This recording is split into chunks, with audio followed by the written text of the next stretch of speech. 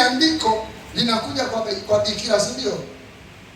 Kulikuwa na mabikira wengi kipindi hicho Israeli, lakini lilikuwa hai kwa nani? Kwa Mariamu. Yeye ndiye kwa Roho Mtakatifu lile neno lilizaa.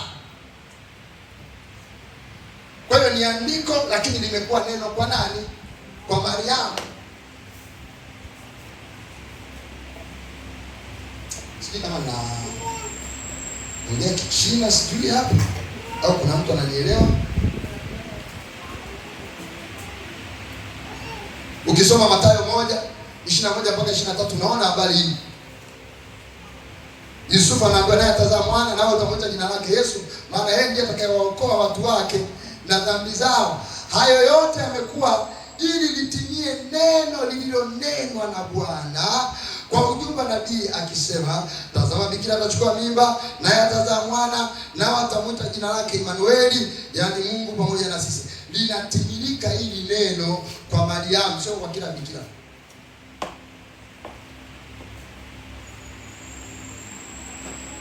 Bwana asifiwe sana.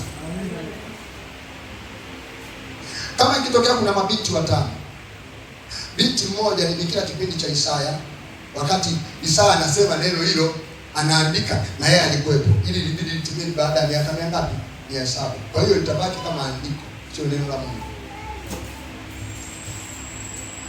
Lilivyomkuta Mariamu limekuwa neno la Mungu, sio andiko. Bwana asifiwe sana. Lakini nisikilize vizuri, kutoka katika ufunuo wa neno hili, kuna binti mwingine ameolewa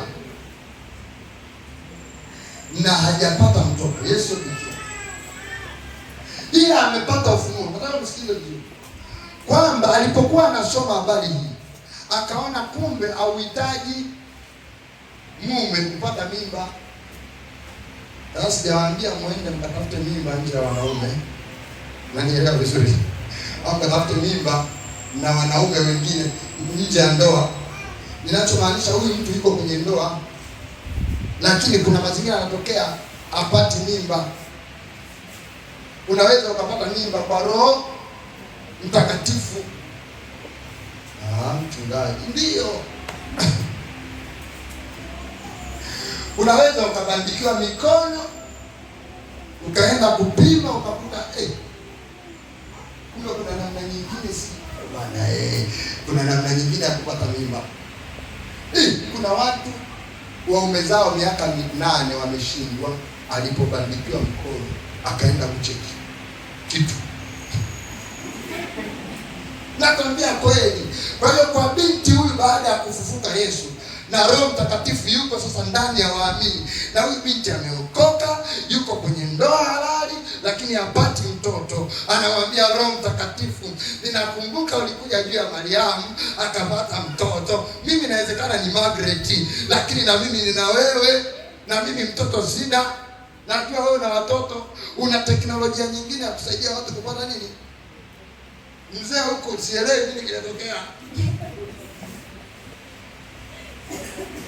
Kwa huyu hili neno linaweza, ili andiko linaweza ikawa neno la nani? La Mungu. Akiamini lile neno linaweza likampa mtoto.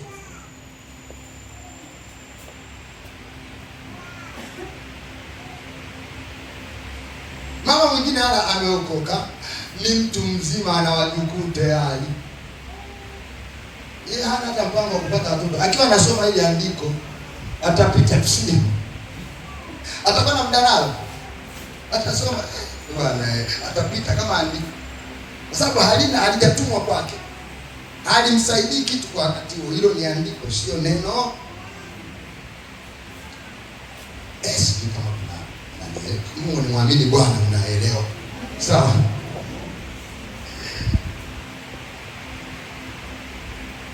Neno la Mungu haliwi neno la Mungu bila ufunuo wa Roho Mtakatifu.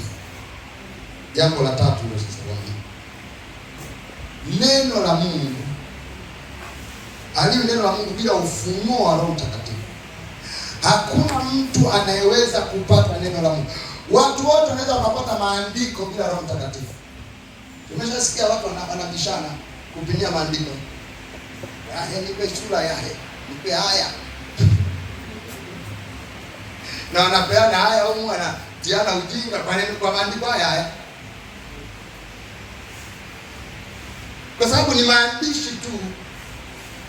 Mtu nisikilize, hebu nisikilize vizuri. Nataka tuangalie tofauti kati ya andiko na neno la Mungu. Mtu hajaokoka akisoma hiki kitabu anasoma kama maandishi, kama gazeti, kwa sababu ametia uhai katika maandiko. Ni Roho Mtakatifu ambaye huyu mtu hana. Ili aliwezi kuwa neno la Mungu. Ni kitabu kila mtu anaweza kanunua hiki. Kila mtu anaweza kusoma, anaweza akasoma. Unaelewa vizuri? Lakini sio kila mmoja anaweza akafyonza neno la Mungu kutoka kwenye maandiko haya. Sababu sio kila mmoja na Roho Mtakatifu. Huwezi ukapata neno nje ya Roho Mtakatifu. Neno la Mungu ni hai. Uhai huo unatoka kwa Roho wa Mungu. Yesu alisema katika Yohana 6:63, mwili roho ndio itayo uzima, mwili haufai kitu. Maneno haya ninayowaambia witness ni roho na tena ni nini? Ni uzima. Ni roho na tena ni nini? Ni uzima. Hapo ilibidi nisomee andiko hapo witness. Ni roho na nini? Ni uzima. Uzima huo ni Roho wa Mungu. Sababu neno la Mungu li hai. Uhai ule unakuja kwa Roho Mtakatifu. Sio wewe unakuja eti umekula nani? Kababu zako huko haujaokoka, hauna Roho Mtakatifu. Utasoma tu utaona giza. Kuna watu wamesoma kabla neno hili maandiko Biblia, wengine wako huko. Alikuwa anaona na Kristo na kazi. Unasoma namba zile kitabu cha Hesabu, sijui kulikuwa na watu kadhaa. Sasa unajichosha na nini? Kuna mwingine akiwa na Roho Mtakatifu, akisoma zile namba, anaona Mungu anazungumza naye kitu cha maana sana. Anasoma habari za Yesu kabla hajaokoka. Leo anakuja kusoma habari za Yesu tena akiwa ameokoka na Roho Mtakatifu. Anapokea vitu vya hatari sana, kwa sababu sasa hivi Roho atiaye uzima yuko ndani yake. Andiko linalopita ndani yake na linaweza likawa neno la Mungu kwake, linapokea uzima. Inakuwa neno la Mungu kwake. Bwana Yesu asifiwe sana. Unaelewa mtu wa Mungu? Angalia kitabu cha Wakorintho wa kwanza. Mpaka mtu anisomea Wakorintho wa kwanza sura ya 2 mstari wa 1 mpaka 16, na mwingine afunue Wakorintho wa pili